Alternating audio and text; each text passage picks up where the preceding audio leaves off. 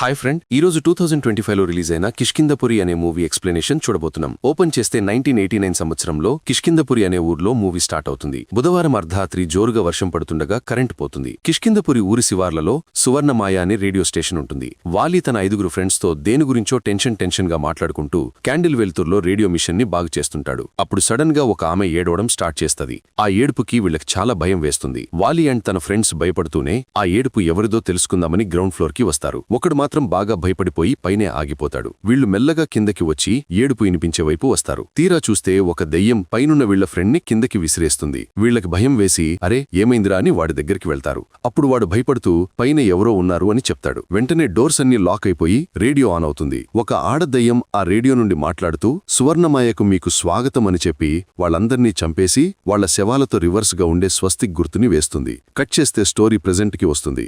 Athreya and మురుగేష అనే ఇద్దరు loco pilots paper ని చదువుతుండగా ఆత్రేయకి ఒక పాంప్లెట్ కనిపిస్తుంది. దాంట్లో దెయ్యాలు ఉండే హౌస్ దగ్గరికి హంటింగ్ కి తీసుకుని వెళ్లి ఒక డిఫరెంట్ ఎక్స్పీరియన్స్ కనిపిస్తామని ఒక ప్రోగ్రాం కనిపిస్తుంది. ఆ ప్రోగ్రాం గురించి సింపుల్ గా చెప్పాలంటే విజిటర్స్ ని దెయ్యం ఉండే బంగ్లాకి తీసుకెళ్లి అసలు ఆ బంగ్లాలో ఏం జరిగిందా అని స్టోరీ చెప్తారనమాట. బట్ అలా ఫ్రీగా ఏం తీసుకెళ్లరు. వెళ్లాలి అనుకునే వాళ్లు కొంత డబ్బును కూడా పే చేయాలి. ఆత్రేయగాడు మురుగేష్ తో అన్న మనం కూడా వెళ్దామా అని అడుగుతాడు. కట్ చేస్తే రాములవారి ఉత్సవాల దగ్గర మైథిలి, సుమిత్ మన హీరో రాఘవ కోసం ఎదురుచూస్తుంటారు. ఇంతకుముందు పాంప్లెట్ అని చెప్పాను కదా, ఆ పాంప్లెట్ ఫీరు వాళ్లకి సంబంధించిందే. ప్రస్తుతం రాఘవ వాళ్లు విహారీ అండ్ ఇంకొంతమంది విజిటర్స్ ని ఒక హాంటెడ్ హౌస్ కి తీసుకెళ్లడానికి ఆ ఊరికి తెస్తారు. ఆ ఉత్సవాల్లో ఒక పిల్లవాడు క్యాట్ బాల్ తోటి బెలూన్ ని కొట్టబోయి ఒక కోతిని కొట్టడంతో అది వాడి మీద అటాక్ చేయడానికి వస్తది. వాడు ఆ కోతి నుండి తప్పించుకునే ప్రయత్నంలో ఒక ముసలామ ఆ కోతిని కొడుతుంది. అందువల్ల మిగిలిన కోతులన్నీ అక్కడున్న మనుషుల మీద అటాక్ చేయడం స్టార్ట్ చేస్తాయి. కాసేపటికి అనుకోకుండా ఒక కోతి పిల్ల మంటల్లో చిక్కుకుపోతుంది. రాఘవ అక్కడికి ఎంట్రీ ఇచ్చి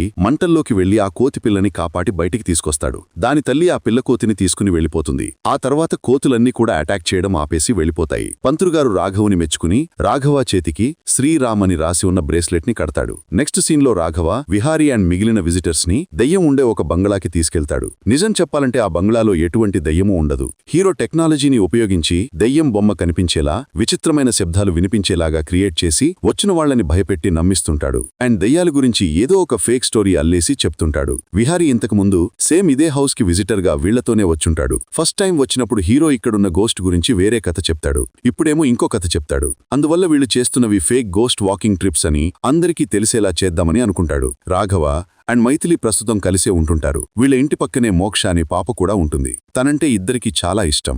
విశ్వాస్ అనే రిటైర్డ్ మిలిటరీ ఆఫీసర్ ఈ గోస్ట్ హంటింగ్ కంపెనీకి హెడ్ అనమాట. ఎప్పటిలాగినే కొంతమంది విజిటర్స్ గోస్ట్ హంటింగ్ ఎక్స్పీరియన్స్ కోసం వీళ్ల దగ్గరికి వస్తారు. వాళ్లల్లో మురుగేష్ అండ్ ఆత్రేయ కూడా ఉంటారు. వీళ్లు చేస్తున్న గోస్ట్ వాక్ ప్రోగ్రామ్ అనేది ఒక ఫేక్ ప్రోగ్రామ్ అని బంగ్లాలోకి తీసుకెళ్లి అక్కడ దెయ్యం లేకపోయినా కూడా ఉందన్నట్టు కట్టుకథలు చెప్తున్నారని బ్యాడ్ రివ్యూస్ వస్తాయి. విశ్వాస్ అది చూసి ఈ ఫేక్ పేరుని ఎలాగైనా పోగొట్టుకోవాలని అనుకుంటాడు. ఒక బౌల్లో కొన్ని చీటీలు వేసి ఈసారి గోస్ట్ హంటింగ్ కి వెళ్లే ప్రదేశం గురించి వచ్చిన విజిటర్స్ ని సెలెక్ట్ చేసుకోమని చెప్తాడు. నిజం చెప్పాలంటే గోస్ట్ హంటింగ్ కి వెళ్లే ముందు హీరో వాళ్లు ఒక ప్లేస్ ని ముందే సెలెక్ట్ చేసుకుని ఆ తర్వాత విజిటర్స్ ని ఆ ప్లేస్ కి తీసుకెళ్తారు. బట్ ఈసారి విశ్వాస్ ఇలా చేయడంతో హీరో వాళ్లు కొంచెం టెన్షన్ పడతారు. అంటే అక్కడికి తీసుకెళ్లిన తర్వాత నిజంగా దెయ్యం లేకపోతే వీళ్లు తీసుకెళ్లింది ఫేక్ అని అర్థమైపోద్ది కదా. తీరా చూస్తే ఆ చీటీలో వాళ్లకి కిష్ కింద శివారలో ఉన్న సువర్ణమాయ రేడియో స్టేషన్ పేరు వస్తుంది. వీళ్లకెవ్వరికీ ఆ రేడియో స్టేషన్ గురించి గాని దాంట్లో జరిగిన ఇన్సిడెంట్ గురించి గాని తెలియదు. సో ఎప్పటిలాగానే రాఘవ విజిటర్స్ ని తీసుకుని రేడియో స్టేషన్ కి స్టార్ట్ అవుతాడు. అండ్ మోక్షానుని కూడా తనతో తీసుకెళ్తాడు. మోక్షానుని తీసుకెళ్లడానికి ఒక ఫన్నీ రీజన్ ఉంటదిలేండి. మోక్షతో రాఘవ ఒక గేమ్ ఆడి అందులో ఓడిపోతాడు. అందువల్ల తన తీసుకెళ్లాల్సి వస్తుంది. ఎలాగో వెళ్లే ప్లేస్ లో దెయ్యాలు ఉండవు కదా, సో ఏ ప్రాబ్లం ఉండదులే అని అనుకుంటాడు. కట్ చేస్తే అందరూ రేడియో స్టేషన్ దగ్గరికి వెళ్తారు. బిల్డింగ్ యొక్క మెయిన్ డోర్ ని చైన్స్ తో లాక్ చేసి ఉంటుంది. రాఘవ అది చూసి పక్కనే ఉన్న త్రిశూలాన్ని తీసి తాళాన్ని పగలగొట్టి డోర్ ఓపెన్ చేస్తాడు. ఇక ఒక్కొక్కరుగా అందరూ లోపలికి వెళ్తారు. లోపలికి వెళ్లిన తర్వాత రాఘవ ఎప్పటిలాగానే ఏదో ఒక దెయ్యం కథ చెప్పడం మొదలు పెడతాడు. బట్ విహారీ మాత్రం విజిటర్స్ తో వీళ్లు చెప్పే కథలన్నీ నమ్మకండి, అవన్నీ కట్టుకథలే, దమ్ముంటే దయ్యాన్ని చూపించండి, లేకపోతే మేమిక్కడి నుంచి వెళ్లిపోతామని అంటాడు. అప్పుడు మైథిలి దయ్యాన్ని చూపించమంటే ఎట్లా చూపిస్తాం, ఇది రేడియో స్టేషన్ కదా, ఆ దయ్యం ఉంటే రేడియోలోనే ఉంటదని అంటది. దానికి వాళ్ళు అలా అయితే రేడియోని ఆన్ చేయండి అని అంటారు. రాఘవ రేడియోని ఆన్ చేయాలని చూస్తాడు, కానీ అది పాతది కదా, ఆన్ అవ్వదు. ఈ రాఘవ వాళ్ళు ఫేక్ స్టోరీస్ చెప్తున్నారులే అనుకుని విజిటర్స్ వెళ్లిపోబోతుంటారు. ఇక విజిటర్స్ తో పాటు రాఘవ వాళ్ళు కూడా బిల్డింగ్ నుంచి బయటకు వస్తుంటారు. తీరా చూస్తే సడన్ గా ఆ రేడియో ఆన్ అవుతుంది. వస్తుంది. ఒక్కసారిగా అందరికీ భయం స్టార్ట్ అవుతుంది. అప్పుడు ఆ దయ్యం అందరికీ నమస్కారమని రేడియో నుండి మాట్లాడటం మొదలుపెడుతుంది. రూమ్లో ఉన్న వస్తువులన్నీ విజిటర్స్ మీద గిరిపడుతుంటాయి. ఆ దయ్యం భయంకరంగా నవ్వడం మొదలుపెడుతుంది. అందువల్ల ఇదేదో తేడాగా ఉంది, నిజంగానే లోపల దయ్యం ఉందేమో, మనం వెళ్లిపోదాము అని అనుకుంటారు. రాఘవ విజిటర్స్ ని బయటకు తీసుకెళ్లమని మైథిలికి చెప్పడంతో తను వాళ్లతో బయటకు వచ్చేస్తుంది. రాఘవ కన్ను ఒక డోర్ మీద పడ్డంతో వాడు దాన్ని ఓపెన్ చేద్దామని మెల్లగా దాని దగ్గరికి వెళ్లి ఓపెన్ చేయబోతాడు. ఈలోగా బయట నుండి మైథిలి రాఘవ అని గట్టిగా అరుస్తుంది. అసలు బయట ఏమైందా అని రాఘవ వెంటనే బయటకు వస్తాడు. తీరా చూస్తే వాళ్ల వ్యాన్ మంటల్లో కాలిపోతుంటుంది. రేడియో స్టేషన్ డోర్ కూడా దానికదే క్లోజ్ అవుతుంది. అప్పుడు ఆ ఆడదయ్యం రేడియోలో మాట్లాడుతూ, సువర్ణమాయకు వచ్చిన మీ అందరికీ స్వాగతం. మిమ్మల్ని స్వర్గానికి పంపబోయే పని నేనిప్పుడే మొదలు పెట్టబోతున్నాను. మీలో ఎవరూ నా నుండి తప్పించుకోలేరు అని అంటది. ఒక 10 నిమిషాల్లో అక్కడ పెద్ద అల్లకల్లోలాన్ని చూసిన వాళ్లందరికీ భయం వేసి, రియల్ గా ఇలాంటి ఒక ఎక్స్పీరియన్స్ జరిగితే ఎవరికైనా భయం వేస్తది కదా, సో వాళ్లందరూ అక్కడి నుంచి బయటపడాలి అని అనుకుంటారు. రాఘవ మాత్రం లోపలికి వెళ్లి అదేంటో తెలుసుకోవాలనుకుంటాడు. కాకపోతే మైథిలి వాన్నని ఆపేస్తుంది. తమతో పాటు అమాయకులైన విజిటర్స్ అండ్ చిన్న పాప మోక్ష కూడా ఉండడం వల్ల రాఘవ కూడా అర్థం చేసుకుంటాడు. ఇక ఎలాగోలాగా వాళ్లు ఆ ఇంటి నుండి బయటపడతారు. కట్ చేస్తే తెల్లవారుతుంది. వ్యాన్ బాగు చేయించుకోవడం కోసం రాఘవ వాళ్లు పక్కూరికి వెళ్తారు. అప్పుడు మైథిలి, ఎలాగో రేడియో స్టేషన్ నుండి తప్పించుకుని వచ్చాం, నిజంగా అక్కడ దయ్యం ఉన్నట్టుందని మాట్లాడుతుంటది. ఆ మాటలు టీ షాప్ లో పనిచేసే ఒక పిల్లవాడు విని బాగా భయపడతాడు. వాడు వీళ్ల దగ్గరికి వచ్చి, మీరు ఆ రేడియో స్టేషన్ కి వెళ్లారా? ముందు మీరు ఇంటికి వెళ్లి పసుపుతో స్నానం చేయండి, మీ బట్టల్ని కూడా కాల్చేసి గుమ్మానికి గుమ్మడికాయ కట్టుకోండి అని చెప్తాడు. ఏంట్రా ఇలా మాట్లాడుతున్నావు, అసలు ఇవన్నీ ఎందుకు చెప్తున్నావని కొంచెం భయపడతాడు సుమిత్. అప్పుడు ఆ పిల్లాడు, ఆ సువర్ణమాయ రేడియో స్టేషన్ కి వెళ్లిన ఎవ్వరూ కూడా ప్రాణాలతో మిగిలిందే లేదని మా అమ్మ చెప్పింది. దయచేసి నేను చెప్పింది చేయండి, లేకపోతే మీ ప్రాణాలు కూడా పోతాయా అని అంటాడు. సుమిత్ అండ్ మైథిలి కొంచెం భయపడతారు. కానీ రాఘవ మాత్రం, ఒకవేళ ఆ రేడియో స్టేషన్లో నిజంగా దెయ్యం ఉంటే దాని పని దానిదే, మన పని మనదే. విజిటర్స్ ని తీసుకెళ్లడం మాత్రం మనం ఆపకూడదు. మనతో వచ్చిన వాళ్ళకి ఒక లైఫ్ టైం ఎక్స్పీరియన్స్ ఇచ్చినట్టు ఉంటదని అంటాడు. కట్ చేస్తే మురుగేష అండ్ ఆత్రేయ లోకో పైలట్స్ కదా, వాళ్ళు గూడ్స్ బండి వేసుకుని వెళ్తుండగా అర్ధరాత్రి అడవి మధ్యలో రెడ్ సిగ్నల్ పడుతుంది. ఇక్కడ రెడ్ సిగ్నల్ పడడం ఏంటి, ఏదైనా వర్క్ జరుగుతుందా అని అనుకుంటారు. మురుగేష్ కి నిద్ర వస్తుండడంతో ఆత్రేయని మేల్కొని ఉండమని చెప్పి తను అలా కునుకు తీస్తుంటాడు. అప్పుడు వెంటనే ఇంజన్ దగ్గర ఉన్న రేడియో ఆన్ అవుతుంటది. ఇదేంటి దీనికిదే ఆన్ అవుతుందని ఆత్రేయ దానివైపు చూస్తుండగా ఇంజన్ కిటికీ దగ్గరికి ఒక ముసలమ్మ వచ్చి, వారం రోజుల నుంచి ఏమీ తినలేదు, నాకేదైనా పెట్టవా అని అడుగుతుంది. అప్పుడు ఆత్రేయ సర్లే అని జాలిపడి తన టిఫిన్ బాక్స్ ని తీసిద్దామని ఆ బాక్స్ ని తీయగా ఆ టైంలో ఏదో కిందపడి మురుగేష్ కి మెలకు వస్తుంది. మురుగేష్ ఆ ముసలామను చూసి, ఒరే ఆత్రేయ, ఏం చేస్తున్నావురా అని వాణ్ణి గట్టిగా అరిచి వెంటనే విండో క్లోజ్ చేసేస్తాడు. అప్పుడు ఆత్రేయ, ఏంటన్న విండో క్లోజ్ చేశావు, ఆ ముసలామకి ఆకలేస్తుందంట అని అంటాడు. అప్పుడు మురుగేష, అరే పిచ్చినాయలా, ట్రైన్ ఇంజిన్ భూమి నుంచి ఎంత ఎత్తు ఉంటుందో తెలుసు కదా, ఒక ముసలామ్మ అంత ఎత్తు ఎలా ఉంటదిరా, వచ్చింది దయ్యమని కూడా నీకు అర్థం కాలేదా అని అరుస్తాడు. ఇద్దరూ కిటికీ వైపు చూడగా ఆ ముసలామ నవ్వుతూ మాయమవుతుంది. ఈలోగా లోపల ఉన్న రేడియో ఆన్ అయ్యి ఆ దయ్యం వాళ్ళిద్దరితో మాట్లాడుతూ, ఇప్పుడు మీ ఇద్దరిని చంపేయబోతున్నానురా అని భయంకరంగా నవ్వుద్ది. వాళ్ళకి చాలా భయం వేసి ట్రైన్ స్టార్ట్ చేసి పారిపోతుంటారు. మరుసటి రోజు ఉదయం విహారీ రాఘవాకి ఫోన్ చేసి, మేమేదో దయ్యాలతో ఒక మంచి ఎక్స్పీరియన్స్ ఇవ్వమంటే నువ్వేంటి నిజంగానే దయ్యాలతో చంపేస్తున్నావా అని అంటాడు. మురుగేష, ఆత్రేయ ఇద్దరూ చనిపోయారు, నాకెందుకో వాళ్ళది నార్మల్ డెత్ లా అనిపించడం లేదు, ఆ దయ్యమే వాళ్ళని చంపేసిందేమో అని చెప్తాడు. ఆ దయ్యం వాళ్ళిద్దరినీ చంపేసి వాళ్ల డెడ్ బాడీస్ తో రివర్స్ లో ఉండే స్వస్తిక్ గుర్తుని వేస్తుంది. పోలీసులు వాళ్ల డెడ్ బాడీస్ ని క్లియర్ చేసేస్తారు. రాఘవ వాళ్లు చనిపోయిన స్పాట్ కి వెళ్లి అక్కడ చెక్ చేస్తుండగా ట్రాక్ పక్కనే ఒక సమాధి కనిపిస్తుంది. రాఘవాకి డౌట్ వచ్చి ఆ సమాధి దగ్గరికి వెళ్లగా సమాధిలో ఉన్న మట్టి దానికదే పక్కకు తొలుగుతూ ఒక పుర్రె కనిపించడంతో వాడు కొంచెం భయపడతాడు. ఆ సమాధికి కొంచెం దూరంలోనే రేడియో స్టేషన్ యొక్క టవర్ కనిపిస్తుంది. రాఘవాకి ఎందుకో డౌట్ వచ్చి రేడియో స్టేషన్ లోపలికి వెళ్లి అక్కడ వెతుకుతుండగా 1989 సంవత్సరానికి చెందిన న్యూస్ పేపర్ కటింగ్ కనిపిస్తుంది. ఆ పేపర్లో సువర్ణమయ వెనక ఉన్న బంగారు గొంతు ఎవరిదనే లైన్ ఉంటుంది. రాఘవ ఇంతకుముందు ఒక డోర్ ఓపెన్ చేయాలని చూశాడు కదా, ఇప్పుడు ఆ డోర్ ని ఓపెన్ చేసి లోపలికి వెళ్తాడు. లోపలంతా చీకటిగా ఉండడంతో కింద పడి ఉన్న లైట్ ని వేసుకుని గోడల మీద చూడగా ఆ గోడల మీద రివర్స్ లో ఉన్న స్వస్తిక్ గుర్తు ఉంటుంది. ఆ తర్వాత లైబ్రరీకి వెళ్లి 1989 సంవత్సరానికి చెందిన న్యూస్ పేపర్స్ అన్నింటినీ చెక్ చేస్తాడు. అప్పుడు రాఘవకి ఆ రేడియో స్టేషన్ ని స్టార్ట్ చేసిన 6 ఫౌండర్స్ అనుమానాస్పద స్థితిలో అదే రేడియో స్టేషన్ లో చనిపోయారనే న్యూస్ తెలుస్తుంది. మనం మూవీ స్టార్టింగ్ లో 6 చనిపోవడం చూశాం కదా, వాళ్లే ఆ రేడియో స్టేషన్ ని స్టార్ట్ చేసిన వాళ్ళు. రాఘవ ఇంటికి వెళ్లే సమయానికి చీకటి పడిపోతుంది. తను బోర్డు మీద స్వస్తిక్ గుర్తును వేసి సుమిత్ అండ్ మైథిలీలతో, మనం ఈ విషయాన్ని అంత ఈజీగా వదిలేయకూడదు, ముందు ఆ రేడియో వెనక ఉన్న గొంతు ఎవరిదో తెలుసుకోవాలి. అలాగే ఆ రేడియో స్టేషన్ని స్టార్ట్ చేసిన ఫౌండర్సు ఎందుకు చనిపోయారో, ఎలా చనిపోయారో, అసలు వాళ్ళెవ్వరో కనిపెట్టాలి. ఆ తర్వాత ఆత్రేయ అండ్ మురుగేష చావులకి కారణం తెలుసుకోవాలి అనంటాడు. అప్పుడు మైథిలి, ఇవన్నీ ఓకేగాని స్వస్తిక్ గుర్తు పవిత్రమైనది కదా, దానికి ఈ చావులకి సంబంధం ఏంటి అని అడుగుతది. అప్పుడు రాఘవ, ఇది స్వస్తిక్ గుర్తు కాదు, సరిగ్గా చూడు, ఈ గుర్తు రివర్స్లో ఉంది. చాలా చోట్ల ఈ గుర్తుని ద్వేషానికి సింబల్గా వాడతారు అని చెప్తాడు. ఈలోగా వాళ్ల రూంలో ఉన్న రేడియో ఆన్ అయి ఆ దెయ్యం మాట్లాడడం స్టార్ట్ చేస్తది. వీళ్లు విజిటర్స్తో రేడియో స్టేషన్కి వెళ్ళినప్పుడు ఆ రేడియో స్టేషన్కి వెళ్ళినందుకు గుర్తుగా తలా ఒక చిన్న రేడియోను తెచ్చుకుంటారు. ఇప్పుడు ఆ రేడియో నుండే దెయ్యం మాట్లాడుతూ నెక్స్ట్ వీరభద్ర అనే విజిటర్ను చంపబోతున్నట్టు చెప్తది. రాఘవ వెంటనే ఆఫీస్కి వెళ్లి వీరభద్ర నెంబర్కి ఫోన్ చేస్తే ఫోన్ కలవదు. అతనొక కన్స్ట్రక్షన్ సైట్లో వర్కర్గా పనిచేస్తుంటాడు.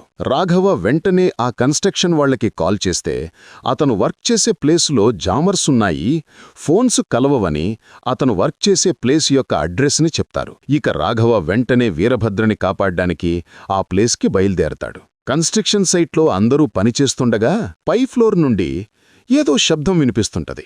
కాంట్రాక్టర్ ఆ శబ్దమేంటో చూసి రమ్మని వీరభద్రని పంపిస్తాడు. వీరభద్ర పైకి వెళ్లగానే ఒక ఎర్రచీర కిందికి వేలాడడం చూస్తాడు.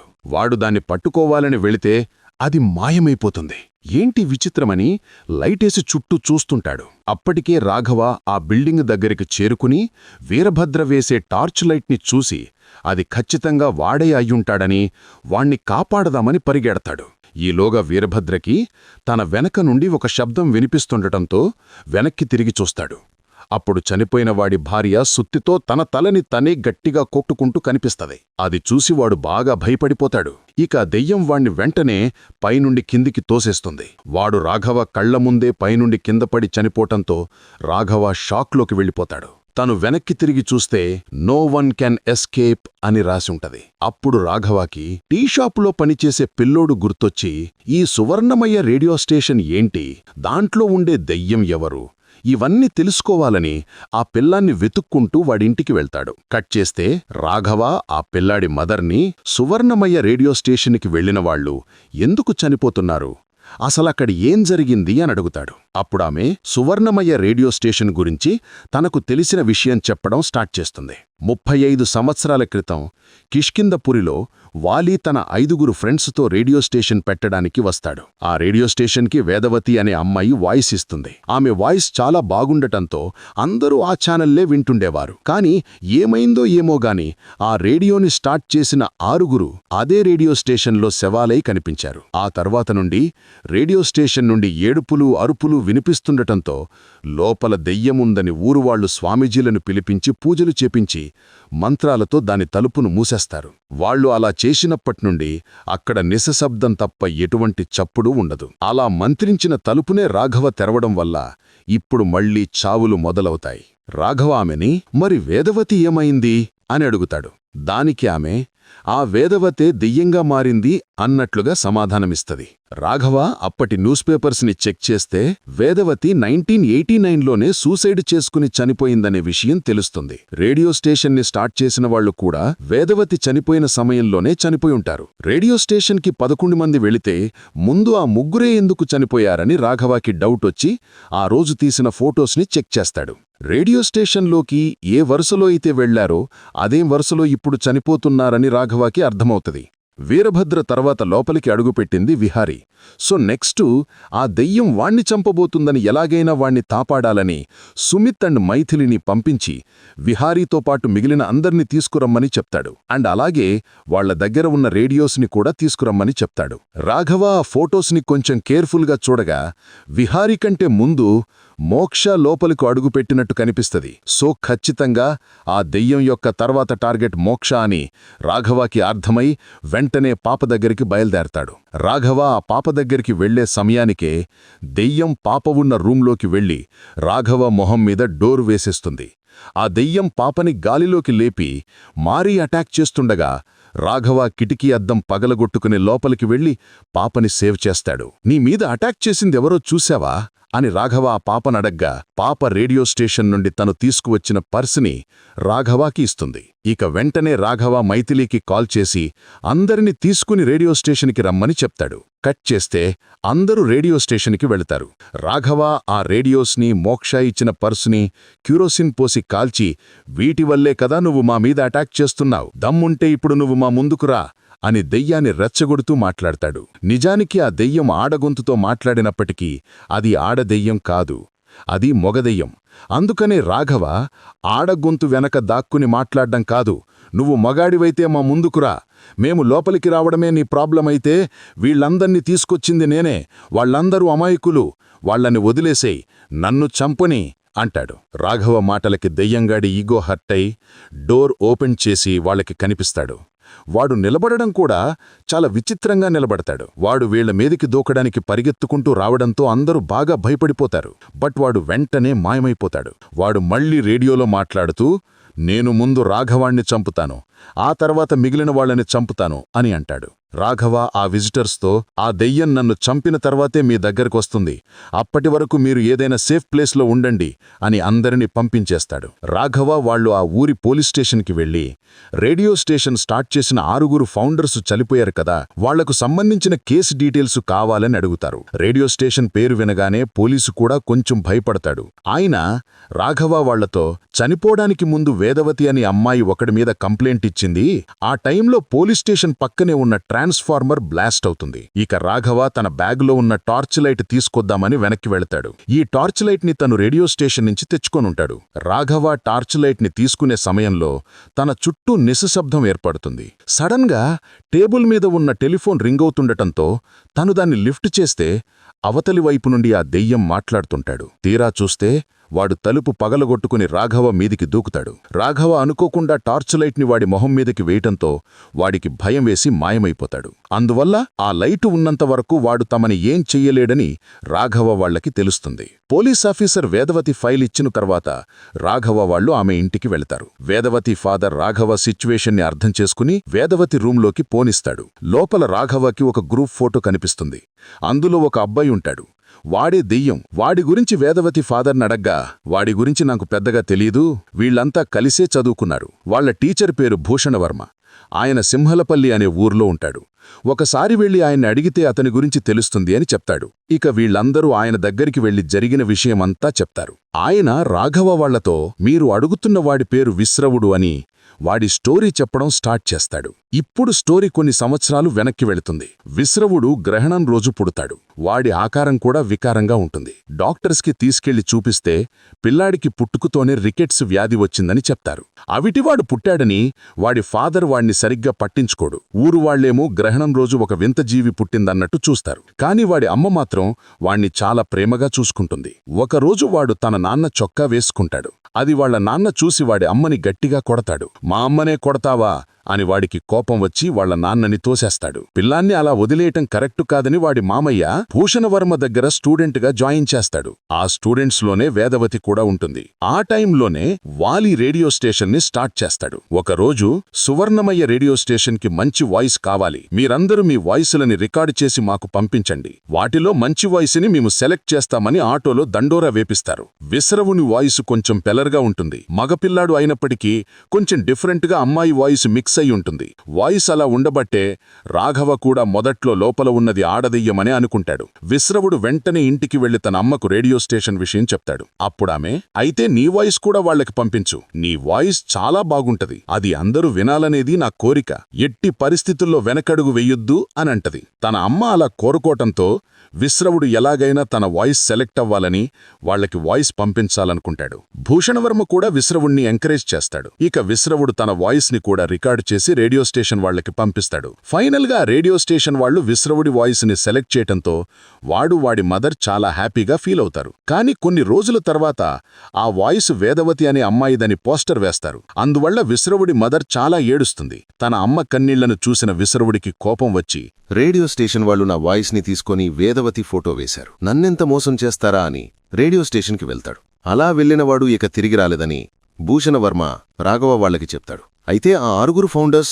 విశ్రవుణ్ణి చంపేసుంటారని వీళ్ళనుకుంటారు. ఇక రాఘవ వాళ్ళింటికి స్టార్ట్ అవుతారు. అప్పుడు మైథిలి విశ్రవుడి వాయిస్ ని తీసుకొని దానిని వేదవతి వాయిస్ అని చెప్పారు. పాపం కదా విశ్రవుడు అని వాడి మీద జాలిపడుతూ రాఘవ వాళ్లతో మాట్లాడుతుంటది. వాళ్లలా మాట్లాడుకుంటుండగా సడన్ గా కార్కి ఒక కుక్క అడ్డు రావడంతో రాఘవ అనుకోకుండా దానికి డాష్ ఇస్తాడు. అదెగిరి దూరంగా పడిపోతుంది. పాపం దానికేమైనా అయిందేమో అని ముగ్గురు కారు దిగి దాని దగ్గరికి వెళ్తారు. లక్కీగా ఆ కుక్కకేమవ్వదు. తీరా చూస్తే వాళ్లున్నది ఆ ఊరి సమాధి. వీళ్ల పక్కనే భూషణవర్మ సమాధి కూడా ఉంటుంది. ఆయన 2007లోనే చనిపోయి ఉంటాడు. వాళ్ళు ఆయన సమాధిని చూసి షాక్ అయ్యి, ఈయన ఎప్పుడో చనిపోయుంటే మరి ఇప్పటివరకు మనతో మాట్లాడిందెవరని షాక్ అవుతారు. అన్నింటినీ చెక్ చేస్తాడు. అప్పుడు రాఘవాకి ఆ రేడియో స్టేషన్ని స్టార్ట్ చేసిన 6 ఫౌండర్స్ అనుమానాస్పద స్థితిలో అదే రేడియో స్టేషన్లో చనిపోయారనే న్యూస్ తెలుస్తుంది. మనం మూవీ స్టార్టింగ్లో 6 చనిపోవడం చూసాం కదా, వాళ్లే ఆ రేడియో స్టేషన్ని స్టార్ట్ చేసిన వాళ్ళు. రాఘవ ఇంటికి వెళ్లే సమయానికి చీకటి పడిపోతుంది. తను బోర్డు మీద స్వస్తిక్ గుర్తును వేసి సుమిత్ అండ్ మైథిలీలతో మనం ఈ విషయాన్నంత ఈజీగా వదిలేకూడదు, ముందు ఆ రేడియో వెనకున్న గొంతు ఎవరిదో తెలుసుకోవాలి. అలాగే ఆ రేడియో స్టేషన్ని స్టార్ట్ చేసిన ఫౌండర్స్ ఎందుకు చనిపోయారో, ఎలా చనిపోయారో అసలు వాళ్ళు ఎవరూ కనిపెట్టాలి. ఆ తర్వాత ఆత్రేయ అండ్ మురుగేష చావులకి కారణం తెలుసుకోవాలనంటాడు. అప్పుడు మైథిలి ఇవన్నీ ఓకేగాని స్వస్తిక్ గుర్తు పవిత్రమైనది కదా, దానికి ఈ చావులకి సంబంధమేంటనడుగుతుంది. అప్పుడు రాఘవ, ఇది స్వస్తిక్ గుర్తు కాదు, సరిగా చూడు, ఈ గుర్తు రివర్స్లో ఉంది. చాలా చోట్ల ఈ గుర్తుని ద్వేషాలకి సింబల్గా వాడతారని చెప్తాడు. ఈలోగా వాళ్ల రూంలో ఉన్న రేడియో ఆన్ అయ్యి ఆ దెయ్యం మాట్లాడడం స్టార్ట్ చేస్తుంది. వీళ్లు విజిటర్స్తో రేడియో స్టేషన్కి వెళ్లినప్పుడు ఆ రేడియో స్టేషన్కి వెళ్లినందుకు గుర్తుగా తలా వంత చిన్న రేడియోని తెచ్చుకుంటారు. ఇప్పుడు ఆ రేడియో నుండే దెయ్యం మాట్లాడుతూ నెక్స్ట్ వీరభద్ర అనే విజిటర్ను చంపబోతున్నట్టు చెప్తుంది. రాఘవ వెంటనే ఆఫీస్కి వెళ్లి వీరభద్ర నెంబర్కి ఫోన్ చేస్తే ఫోన్ కలవదు. అతను ఒక కన్స్ట్రక్షన్ సైట్లో వర్కర్గా పనిచేస్తుంటాడు. రాఘవ వెంటనే ఆ కన్స్ట్రక్షన్ వాళ్ళకి కాల్ చేస్తే అతను వర్క్ చేసే ప్లేస్లో జామర్స్ ఉన్నాయి. ఫోన్స్ కలవని అతను వర్క్ చేసే ప్లేస్ యొక్క అడ్రస్ ని చెప్తారు. ఇక రాఘవ వెంటనే వీరభద్రని కాపాడడానికి ఆ ప్లేస్ కి బయలుదేరతాడు. కన్స్ట్రక్షన్ సైట్లో అందరూ పనిచేస్తుండగా పై ఫ్లోర్ నుండి ఏదో శబ్దం వినిపిస్తుంటది. కాంట్రాక్టర్ ఆ శబ్దమేంటో చూసి రమ్మని వీరభద్రని పంపిస్తాడు. వీరభద్ర పైకి వెళ్లగానే ఒక ఎర్ర చీర కిందికి వేలాడ్డం చూస్తాడు. వాడు దాన్ని పట్టుకోవాలని వెళితే అది మాయమైపోతుంది. ఏంటి విచిత్రమని లైటు వేసి చుట్టూ చూస్తుంటాడు. అప్పటికే రాఘవ బిల్డింగ్ దగ్గరికి చేరుకొని వీరభద్ర వేసే టార్చ్ లైట్ ని చూసి అది ఖచ్చితంగా వాడే అయ్యుంటాడని వాణ్ణి కాపాడదామని పరిగెడతాడు. ఈలోగా వీరభద్రకి తన వెనక నుండి ఒక శబ్దం వినిపిస్తుండడంతో వెనక్కి తిరిగి చూస్తాడు. అప్పుడు చనిపోయిన వాడి భార్య సుత్తితో తన తలని తనే గట్టిగా కొట్టుకుంటూ కనిపిస్తది. అది చూసి వాడు బాగా భయపడిపోతాడు. ఇక ఆ దెయ్యం వాణ్ణి వెంటనే పైనుండి కిందకి తోసేస్తుంది. వాడు రాఘవ కళ్ల ముందే పైనుండి కింద పడి చనిపోవడంతో రాఘవ షాక్లోకి వెళ్ళిపోతాడు. తను వెనక్కి తిరిగి చూస్తే నో వన్ క్యాన్ ఎస్కేప్ అని రాసుంటది. అప్పుడు రాఘవాకి టీ షాప్లో పనిచేసే పిల్లోడు గుర్తొచ్చి ఈ సువర్ణమాయ రేడియో స్టేషన్ ఏంటి, దాంట్లో ఉండే దెయ్యం ఎవరు, ఇవన్నీ తెలుసుకోవాలని ఆ పిల్లాడిని వెతుక్కుంటూ వాళ్ళింటికి వెళ్తాడు. కట్ చేస్తే రాఘవ ఆ పిల్లాడి మదర్ని సువర్ణమాయ రేడియో స్టేషన్ కి వెళ్లిన వాళ్ళు ఎందుకు చనిపోతున్నారు, అసలక్కడ ఏం జరిగిందని అడుగుతాడు. అప్పుడు ఆమె సువర్ణమాయ రేడియో స్టేషన్ గురించి తనకు తెలిసిన విషయం చెప్పడం స్టార్ట్ చేస్తుంది. 35 సంవత్సరాల క్రితం కిష్కిందపురిలో వాలి తన 5 ఫ్రెండ్స్తో రేడియో స్టేషన్ పెట్టడానికి వస్తాడు. ఆ రేడియో స్టేషన్ కి వేదవతి అనే అమ్మాయి వాయిస్ ఇస్తుంది. ఆమె వాయిస్ చాలా బాగుండడంతో అందరూ ఆ ఛానలే వింటుండేవారు. కాని ఏమైందో ఏమో గాని ఆ రేడియోని స్టార్ట్ చేసిన 6 అదే రేడియో స్టేషన్లో శవాలే కనిపించారు. ఆ తర్వాత నుండి రేడియో స్టేషన్ నుండి ఏడుపులు అరుపులు వినిపిస్తుండడంతో లోపల దెయ్యం ఉందని ఊరువాళ్లు స్వామీజీలను పిలిపించి పూజలు చేపించి మంత్రాలతో దాని తలుపును మూసేస్తారు. వాళ్లు అలా చేసినప్పటి నుండి అక్కడ నిశ్శబ్దం తప్ప ఎటువంటి చప్పుడుండదు. అలా మంత్రించిన తలుపునే రాఘవ తెరవడం వల్ల ఇప్పుడు మళ్లీ చావులు మొదలవుతాయి. రాఘవ ఆమెను మరి వేదవతి ఏమైందని అడుగుతాడు. దానికి ఆమె ఆ వేదవతే దెయ్యంగా మారిందన్నట్లుగా సమాధానమిస్తది. రాఘవ అప్పటి న్యూస్ పేపర్స్ ని చెక్ చేస్తే వేదవతి 1989లోనే సూయిసైడ్ చేసుకుని చనిపోయిందనే విషయం తెలుస్తుంది. రేడియోని స్టార్ట్ చేసిన వాళ్ళు కూడా వేదవతి చనిపోయిన సమయంలోనే చనిపోయి ఉంటారు. రేడియో స్టేషన్ కి 11 మంది వెళ్తే ముందు ఆ ముగ్గురే ఎందుకు చనిపోయారని రాఘవాకి డౌట్ వచ్చి ఆ రోజు తీసిన ఫోటోలను చెక్ చేస్తాడు. రేడియో స్టేషన్ లోకి ఏ వరుసలో అయితే వెళ్లారో అదే వరుసలో ఇప్పుడు చనిపోతున్నారని రాఘవాకి అర్థమవుతుంది. వీరభద్ర తర్వాత లోపలికి అడుగుపెట్టింది విహారి. సో నెక్స్ట్ ఆ దెయ్యం వాణ్ణి చంపబోతుందని ఎలాగైనా వాణ్ణి కాపాడాలని సుమిత్ అండ్ మైథిలిని పంపించి విహారీతో పాటు మిగిలిన అందర్నీ తీసుకురమ్మని చెప్తాడు. అండ్ అలాగే వాళ్ళ దగ్గరున్న రేడియోస్ ని కూడా తీసుకురమ్మని చెప్తాడు.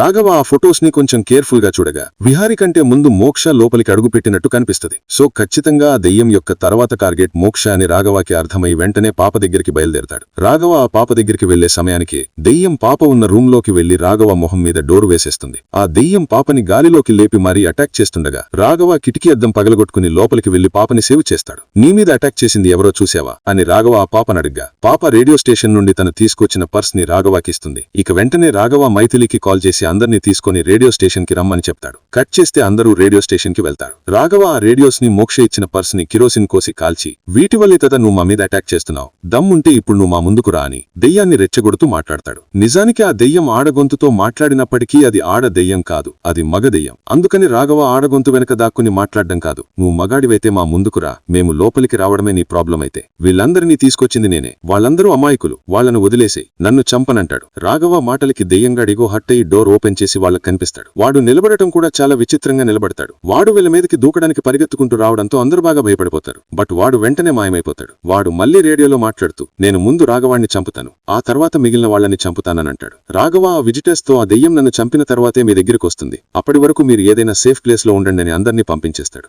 రాఘవ వాళ్ళు ఆ ఊరి పోలీస్ స్టేషన్ కి వెళ్లి రేడియో స్టేషన్ స్టార్ట్ చేసిన 6 ఫౌండర్స్ చనిపోయారు కదా, వాళ్ళకి సంబంధించిన కేస్ డీటెయిల్స్ కావాలని అడుగుతారు. రేడియో స్టేషన్ పేరు వినగానే పోలీస్ కూడా కొంచెం భయపడతాడు. ఆయన రాఘవ వాళ్లతో చనిపోవడానికి ముందు వేదవతి అనే అమ్మాయి ఒకడి మీద కంప్లైంట్ ఇచ్చిందని చెప్తాడు. ఆ టైంలో పోలీస్ స్టేషన్ పక్కనే ఉన్న ట్రాన్స్ఫార్మర్ బ్లాస్ట్ అవుతుంది. ఇక రాఘవ తన బ్యాగ్ లో ఉన్న టార్చ్ లైట్ తీసుకొద్దామని వెనక్కి వెళ్తాడు. ఈ టార్చ్ లైట్ ని తను రేడియో స్టేషన్ నుంచి తెచ్చుకొనుంటాడు. రాఘవ టార్చ్ లైట్ ని తీసుకునే సమయంలో తన చుట్టూ నిశ్శబ్దం ఏర్పడుతుంది. సడన్ గా టేబుల్ మీద ఉన్న టెలిఫోన్ రింగ్ అవుతుండడంతో తను దాన్ని లిఫ్ట్ చేస్తే అవతలి వైపు నుండే ఆ దెయ్యం మాట్లాడుతుంటాడు. తీరా చూస్తే వాడు తలుపు పగలగొట్టుకుని రాఘవ మీదకి దూకుతాడు. రాఘవ అనుకోకుండా టార్చ్ లైట్ ని వాడి మొహం మీదకి వేయడంతో వాడికి భయం వేసి మాయమైపోతాడు. అందువల్ల ఆ లైట్ ఉన్నంత వరకు వాడు తమని ఏం చేయలేడని రాఘవ వాళ్ళకి తెలుస్తుంది. పోలీస్ ఆఫీసర్ వేదవతి ఫైల్ ఇచ్చిన తర్వాత రాఘవ వాళ్ళు ఆమె ఇంటికి వెళ్తారు. వేదవతి ఫాదర్ రాఘవ సిచ్యువేషన్ ని అర్థం చేసుకుని వేదవతి రూమ్ లోకి పోనిస్తాడు. లోపల రాఘవకి ఒక గ్రూప్ ఫోటో కనిపిస్తుంది. అందులో ఒక అబ్బాయి ఉంటాడు. వాడే దెయ్యం. వాడి గురించి వేదవతి ఫాదర్ని అడగ్గా వాడి గురించి నాకు పెద్దగా తెలియదు. వీళ్లంతా కలిసి చదువుకున్నారు. వాళ్ళ టీచర్ పేరు భూషణ్ వర్మ. ఆయన సింహలపల్లి అనే ఊర్లో ఉంటాడు. ఒకసారెళ్ళి ఆయన అడిగితే అతని గురించి తెలుస్తుందని చెప్తాడు. ఇక వీళ్లందరూ ఆయన దగ్గరికి వెళ్లి జరిగిన విషయం అంతా చెప్తారు. ఆయన రాఘవ వాళ్లతో మీరు అడుగుతున్న వాడి పేరు విశ్రవ అని వాడి స్టోరీ చెప్పడం స్టార్ట్ చేస్తాడు. ఇప్పుడు స్టోరీ కొన్ని సంవత్సరాలు వెనక్కి వెళ్తుంది. విశ్రవుడు గ్రహణం రోజు పుడతాడు. వాడి ఆకారం కూడా వికారంగా ఉంటుంది. డాక్టర్స్కి తీసుకెళ్లి చూపిస్తే పిల్లాడికి పుట్టుకతోనే రికెట్స్ వ్యాధి వచ్చిందని చెప్తారు. అవిటివాడు పుట్టాడని వాడి ఫాదర్ వాడిని సరిగా పట్టించుకోడు. ఊరివాళ్లేమో గ్రహణం రోజు ఒక వింతజీవి పుట్టింది అన్నట్టు చూస్తారు. కాని వాడి అమ్మ మాత్రం వాడిని చాలా ప్రేమగా చూసుకుంటుంది. ఒకరోజు వాడు తన నాన్న చొక్కా వేసుకుంటాడు. అది వాళ్ళ నాన్న చూసి వాడి అమ్మని గట్టిగా కొడతాడు. మా అమ్మనే కొడతావా అని వాడికి కోపం వచ్చి వాళ్ళ నాన్నని తోసేస్తాడు. పిల్లాన్ని అలా వదిలేయడం కరెక్ట్ కాదని వాడి మామయ్య భూషణ్ వర్మ దగ్గర స్టూడెంట్గా జాయిన్ చేస్తాడు. ఆ స్టూడెంట్స్లోనే వేదవతి కూడా ఉంటుంది. ఆ టైంలోనే వ్యాలీ రేడియో స్టేషన్ని స్టార్ట్ చేస్తాడు. ఒకరోజు సువర్ణమయ్య రేడియో స్టేషన్కి మంచి వాయిస్ కావాలి, మీరందరూ మీ వాయిస్లని రికార్డ్ చేసి మాకు పంపించండి, వాటిలో మంచి వాయిస్ని మేము సెలెక్ట్ చేస్తామని ఆటోలో దండోరా వేపిస్తారు. విశ్రవుడి వాయిస్ కొంచెం పిల్లర్గా ఉంటుంది. మగపిల్లాడు అయినప్పటికీ కొంచెం డిఫరెంట్గా అమ్మాయి వాయిస్ మిక్స్ అయి ఉంటుంది. వాయిస్ అలా ఉండబట్టే రాఘవ కూడా మొదట్లో లోపల ఉన్నది ఆడదయ్యమనే అనుకుంటాడు.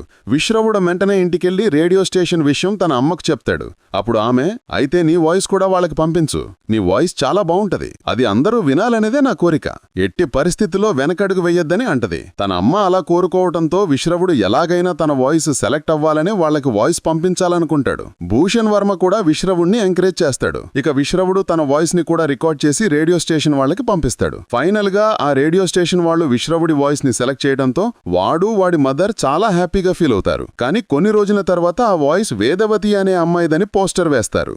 అందువల్ల విశ్రవుడి మదర్ చాలా ఏడుస్తుంది.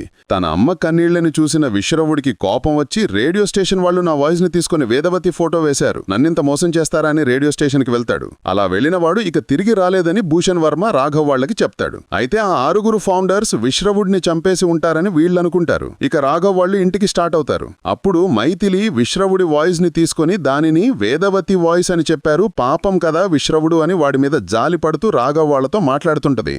వాళ్లు అలా మాట్లాడుకుంటుండగా సడన్ గా కార్కి ఒక కుక్క అడ్డు రావడంతో రాఘవ్ అనుకోకుండా దానికి డాష్ ఇస్తాడు. అది ఎగిరి దూరంగా పడిపోతుంది. పాపం దానికేమైనా అయ్యిందేమో అని ముగ్గురు కారు దిగి దాని దగ్గరికి వెళ్తారు. లక్కీగా కుక్కకేమవ్వదు. తీరా చూస్తే వాళ్లున్నది ఆ ఊరి సమాధి. వీళ్ల పక్కనే భూషణ వర్మ సమాధి కూడా ఉంటుంది. ఆయన 2007లోనే చనిపోయి ఉంటాడు. వాళ్లు ఆయన సమాధిని చూసి షాక్ అయ్యి, ఈయన ఎప్పుడో చనిపోయి ఉంటే మరి ఇప్పటి వరకు మనతో మాట్లాడింది ఎవరని షాక్ అవుతారు. అప్పుడు రాఘవ్కి క్లారిటీ వస్తుంది, ఇప్పటి వరకు భూషణ్ వర్మ రూపంలో మాట్లాడింది విశ్రవుడే అని. అప్పుడు వాళ్లకి విశ్రవుడి నవ్వు వినిపించి భయంతో పారిపోతుంటారు. అలా పరిగెత్తుతుండగా మైథిలి దేని తట్టుకుని కింద పడ్డం వల్ల ఆమె చేతిలో ఉన్న టార్చ్ కింద పడి పగిలిపోతుంది. అది పగిలిపోవడంతో ఇక విశ్రవుడు శ్మశానంలోకి వచ్చి సమాధులన్నింటినీ పైకి లేపుతాడు. ఇలాంటి సీన్ చూసిన ఎవరైనా అక్కడ ఉంటారా?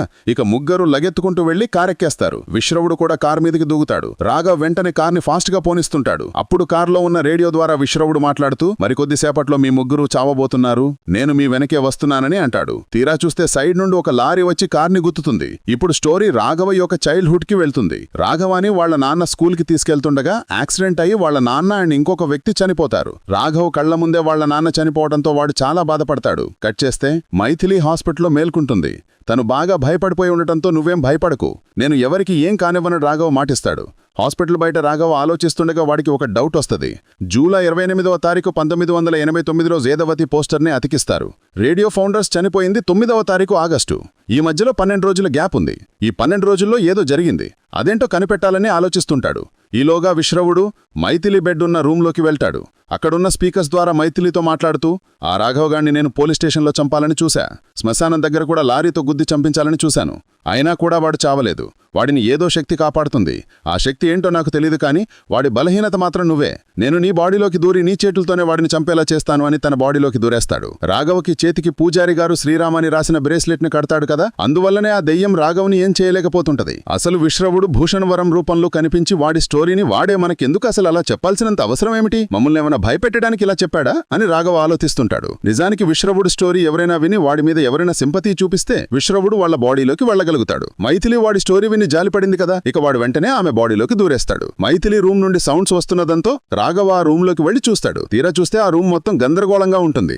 మైథిలి రూమ్ లో లేకపోవడంతో రాఘవ హాస్పిటల్ మొత్తం వెతుకుతూ ఐసోలేషన్ వార్డుకి వెళ్తాడు. అప్పుడు మైథిలి కత్తి పట్టుకుని గాలిలో ఎగురుతున్నట్టు చూసి రాఘవ చాలా భయపడిపోతాడు. మైథిలి రాఘవ మీద అటాక్ చేయడానికి వాడి మీదకి దూకుతుంది. మైథిలి అంటే రాఘవకి చాలా ఇష్టం కదా, ఇక తనని ఏం చేయలేక ఒక మత్తు ఇంజెక్షన్ ని గుచ్చడంతో ఆమె స్పృహ కోల్పోతుంది. రాఘవకి హాస్పిటల్లో ఆక్సిజన్ సిలిండర్ కనిపిస్తుంది. అప్పుడు వాడికి రేడియో స్టేషన్లో తను చూసిన ఒక సిలిండర్ గుర్తొస్తుంది. దానిమీద KDA అనే కంపెనీ పేరుంటుంది. ఆ కంపెనీ ఓనర్ అంత మంచోడేం కాదు, వాడి మీద కొన్ని క్రిమినల్ కేసులు కూడా ఉంటాయి. ఇక రాఘవ ఆ కంపెనీ దగ్గరికి వెళ్లి అసలు విశ్రవుడు చావుకి నీకు సంబంధం ఏంటి అని ఆ ఓనర్ గాడితో గొడవ పడతాడు. ఆ గొడవలో అనుకోకుండా ఒక సిలిండర్ పగిలి గ్యాస్ లీక్ అవుతుంది. అది చాలా పవర్ఫుల్ గ్యాస్, అందువల్ల అందరూ బయటికి పారిపోతుంటారు. ఓనర్ కూడా పారిపోతుంటే రాఘవ వాడిని పట్టుకుని విశ్రవుడు గురించి చెబితే ఇద్దరం బయటికి వెళ్లొచ్చు, లేదా ఇద్దరం ఇక్కడే చనిపోదామని అంటాడు. ఇక ఆ ఓనర్ జరిగిన విషయం మొత్తం చెప్పడం స్టార్ట్ చేస్తాడు. స్టోరీ మళ్ళీ ఇప్పుడు ఫ్లాష్ బ్యాక్లోకి వెళ్తుంది. ఈ ఓనర్ అన్న పేరే వ్యాలీ. అతనే తన 5 ఫ్రెండ్స్తో రేడియోని స్టార్ట్ చేస్తాడు. వ్యాలీ వేదవతిని లవ్ చేస్తుంటాడు. ఇంకొన్ని రోజులైతే వాళ్ళిద్దరూ పెళ్లి కూడా చేసుకోవచ్చు. ఆ టైంలో విశ్రవుడు ఎంట్రీ ఇవ్వడం వల్ల వాళ్ళ లైఫ్లే మారిపోతాయి. నిజానికి విశ్రవుడు చెప్పిన స్టోరీలో తన వాయిస్ సెలెక్ట్ అయ్యింది అని చెప్తాడు కదా, అదంతా అబద్ధం.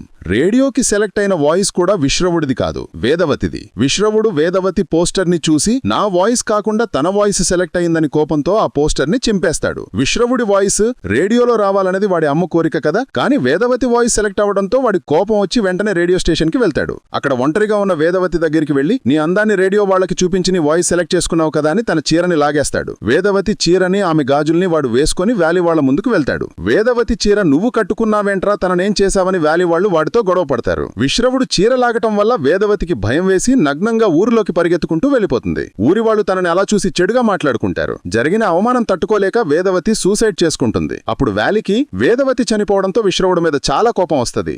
వెంటనే విశ్రవుణ్ణి ఒక రూంలో బంధించి వాడికి నరకం అంటే ఏంటో చూపించాలని డిసైడ్ అవుతాడు. వాడిని ఒక చైర్కి కట్టేసి నిద్ర రాకుండా సిరేన్ నర్వ్ గ్యాస్ ని రిలీజ్ చేస్తాడు. అండ్ వాడి కళ్లలో లైట్ పడేలా ఎదురుగా ఒక టార్చ్ లైట్ ని పెడతాడు. హీరో వాళ్ళు ఇంతకు ముందు ఒక టార్చ్ లైట్ ని ఉపయోగిస్తారు కదా, అదే ఇది. అందువల్లనే విశ్రవుడు భయపడతాడు. వ్యాలీ ప్రతిరోజు గ్యాస్ డోస్ ని బాగా పెంచుతుంటాడు. అలా 12 రోజులు గడిచే సమయాలకి విశ్రవుడికి నిద్రలేక నరకం అనుభవించి చనిపోతాడు. వాడు చనిపోయిన తర్వాత వాలీ వాళ్లు వాడు శవాన్ని తీసుకెళ్లి రైల్వే ట్రాక్ పక్కన పూడ్చిపెడతారు. అదే రోజు రాత్రి వాడు దెయ్యమై వచ్చి వాలీని వాడి ఫ్రెండ్స్ అందర్నీ దారుణంగా చంపేస్తాడు. రాఘవ ఇదంతా విని కొంచెం షాక్ అయ్యి వాడి అమ్మ కోరికను నెరవేర్చడానికి విశ్రవుడు ఇంతమందిని చంపాడా, లేక నువ్వేదైనా కట్టుకథ చెప్తున్నావా, నిజం చెప్పు అని రాఘవ ఆ ఓనర్ని అరుస్తాడు. దానికి ఆ ఓనర్ నీకొచ్చిన డౌటే నాక్కూడా వచ్చి అసలు ఆ విశ్రవుడు గురించి పూర్తిగా తెలుసుకుందామని ఎంక్వైరీ చేశానని అంటాడు. ఆ ఎంక్వైరీలో తేలిన షాకింగ్ విషయం ఏంటంటే నిజానికి విశ్రవుడు పుట్టిన కాసేపటికే వాడి మదర్ చనిపోతుంది. వికారంగా పుట్టాడని వాడి నాన్న కూడా వాణ్ణి సరిగా పట్టించుకోడు. అందువల్ల వాడు మానసికంగా బాగా డిస్టర్బ్ అయిపోయి ఇంట్లో ఉన్న గోడలతో వస్తువులతో మాట్లాడడం స్టార్ట్ చేస్తాడు. అలా ఒకరోజు అద్దంలో నుండి వాడి అమ్మ వాణ్ణి పిలవడం చూస్తాడు. అప్పటి నుండి విశ్రవుడికి ఆ అద్దంలో వాడి అమ్మ కనిపిస్తూ ఉంటుంది. లిటరలీ చెప్పాలంటే ఆ అద్దమే వాడి అమ్మ. చుట్టుపక్కల వాళ్లకు అదొక అద్దం, కాని వాడికి మాత్రం అదే వాడి అమ్మ. ఒకరోజు వీడు వాళ్ళ నాన్న షర్టు వేసుకున్నప్పుడు ఆయన వచ్చి వాళ్ళ అమ్మని తోసేస్తాడని చెప్పాను కదా, నిజానికి అలా తోసింది అద్దనన్నమాట. దాన్ని తోసేయడం వల్ల విశ్రవుడికి బాగా కోపం వచ్చి ఆయన కింద పడేసి చాలా దారుణంగా చంపేస్తాడు. కట్ చేస్తే అగస్త్య ఆశ్రమంలో ఉండే గురువుగారు ఆ రేడియో స్టేషన్కి పూజ చేసి వాడి ఆత్మని లోపలికి వెళ్లనివ్వకుండా డోర్ని క్లోజ్ చేస్తాడు. ప్రస్తుతం విశ్రవుడి ఆత్మ నుండి రాఘవ వాళ్లు బయటపడాలి అంటే వాళ్లకున్న ఒకే ఒక్క మార్గం ఆ ఆశ్రమానికి వెళ్లి గురువుగారిని కలవడమే. ఇదంతా విన్న రాఘవ షాక్ అయ్యి ఆ ఓనర్తో కలిసి ఆశ్రమానికి వెళ్తాడు. కానీ వీళ్లు కలవలసిన గురువుగారు ఎన్నో సంవత్సరాల క్రితమే చనిపోయి ఉంటాడు. ప్రస్తుతం ఆశ్రమంలో గురువుగా ఉన్న విశ్వనాథ్ రాఘవ చేతిలో రుద్రాక్షని పెట్టి ఇప్పటివరకు జరిగిన ప్రతి సంగతిని తెలుసుకుంటాడు. విశ్వనాథ్ రాఘవతో, మా గురువుగారు ఆ ఇంటిని మంత్రశక్తితో బంధిస్తే నువ్వు దాన్ని తెరిచావు, మీతో పాటే వాడి ఆత్మ కూడా లోపలికి వచ్చిందని చెప్తాడు. రాఘవ వాళ్లు రేడియో స్టేషన్ లోపలికి వెళ్లినప్పుడు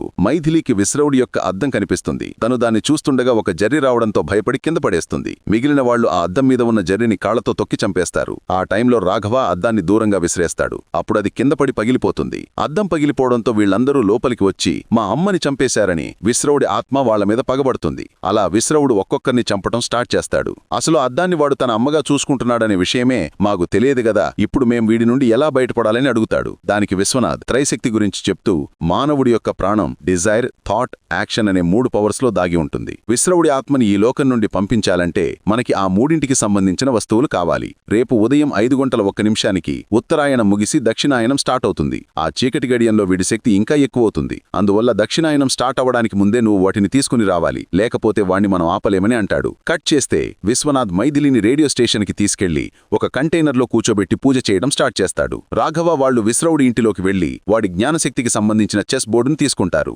వాడి అమ్మ కోరికే వీడి కోరిక కదా, అందువల్ల రేడియో స్టేషన్కి వెళ్లి వాడి డిజైర్ శక్తికి సంబంధించిన రేడియోని తీసుకుంటాడు. ఎంత ట్రై చేసినా వాడి యాక్షన్ పవర్కి సంబంధించిన వస్తువు ఒక్కటి కూడా రాఘవకి తట్టదు. దొరికిన 2 వస్తువులు రాఘవ విశ్వనాథ్ దగ్గరికి తీసుకెళ్లి 3వ వస్తువు అసలు దొరకలేదు, అదేంటో కూడా అర్థం కావట్లేదని అంటాడు. దానికి విశ్వనాథ్, ఈ 2 వస్తువులతో మనం ఏం చేయలేం, ఖచ్చితంగా 3వ వస్తువు కూడా కావాలని అంటుండగా దక్షిణాయనం మొదలవుతుంది. మైథిలి తన సంఖ్యలు తెంపేసుకుని అందరి మీద అటాక్ చేయడం స్టార్ట్ చేస్తుంది. కానీ రాఘవ చేతికున్న బ్రేస్లెట్ తనకు తగలగానే మైథిలి వెనక్కి వెళ్తుంది. ఇక రాఘవ బ్రేస్లెట్ ని తీసి మైథిలి చేతికి వేయడంతో విశ్రవుడు మైథిలి బాడీ నుండి బయటికి వచ్చి రాఘవ బాడీలోకి వెళ్తాడు. అప్పుడు రాఘవ ఏదో డిఫరెంట్ ప్లేస్ కి వెళ్తాడు. విశ్రవుడు కూడా రాఘవ రూపంలోకి మారుతాడు. ఇక ఇద్దరి మధ్య ఫైట్ స్టార్ట్ అవుతుంది. ఆ ఫైట్ లో రాఘవ విశ్రవుడి చేతికున్న తాయెత్తుని తీసేయడం వల్ల వాడు మాయమైపోతాడు. అండ్ రాఘవ బాడీ నుండి కూడా కాస్తప్పుడు బయటికి వెళ్లిపోతాడు. సో వాడి యాక్షన్ పవర్ కి సంబంధించిన వస్తువు ఆ తాయెత్తు అని రాఘవకి అర్థమవుతుంది. ఆ తాయెత్తు గ్రౌండ్ ఫ్లోర్ లోనే ఉందని రాఘవకి తెలుసు. సో మైథిలిని వెళ్లే దాన్ని తీసుకురమ్మని చెప్తాడు. తను అలా వెళ్లగానే విశ్రవుడు మళ్లీ రాఘవ బాడీలోకి వచ్చేస్తాడు. ఇక రాఘవ తన మీద తనే అటాక్ చేసుకుంటుండగా విశ్వనాథ్ రాఘవాని చక్రంలో బంధిస్తాడు.